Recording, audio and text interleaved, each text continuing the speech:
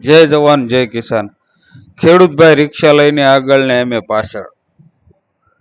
ગામ છે પીપળી, કેસિંગ વગર બોરમાં મોટર ઉતારી નાખી છે। બોર કરાયો, પાણી નતું થયું એટલે કેસિંગ કઢવી નાખ્યો હતો। પછી તેમને એમ થયું કે લાવો ચેક કરવી, ટેસ્ટ કરવી। 270 ફૂટ બોર કરાયો છે, 240 ફૂટ મોટર ઉતારી દીધી છે અને ડાયરેક્ટ સારો એવો વરસાદ પહેલો થઈ ગયો અને કેસિંગ નતો એટલે ઉપરથી પાણા, ગાળ અને કાંકરા ખર્યા છે। ખેડૂતભાઈએ તાકાત અજમાવી, મોટર ન નીકળે અને અમને પણ ખબર છે મોટર નથી નીકળવાની, પણ અમારું કામ છે ટ્રાય, મહેનત ને કોશિશ કરવી। મોટર ન નીકળે તો પાઇપ કેબલ નીકળી શકે।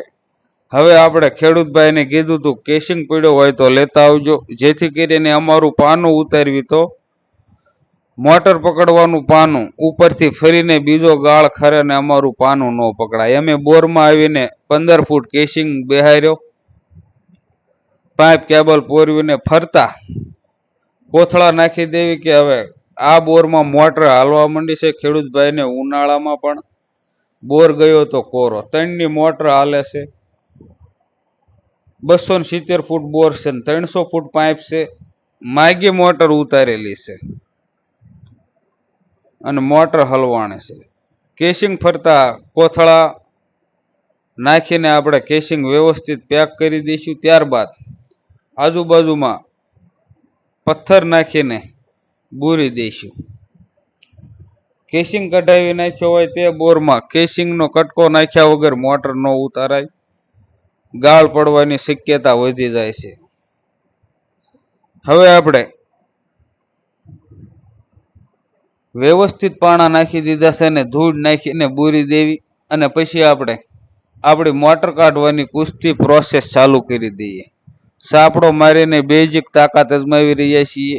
એક આંસકો લાગ્યો ને બીજા આંસકે મોટરના એનઆરવી માંથી પાઇપ ખેંચાઈ ગયો, તાકાત ખેમું નહીં અને પાઇપ પણ હવે પાછો નથી જતો એટલે અંદાજ પ્રમાણે પાઇપ ખેંચાણો એ પ્રમાણે 10 થી 15 ફૂટ ગાળ બતાવે છે।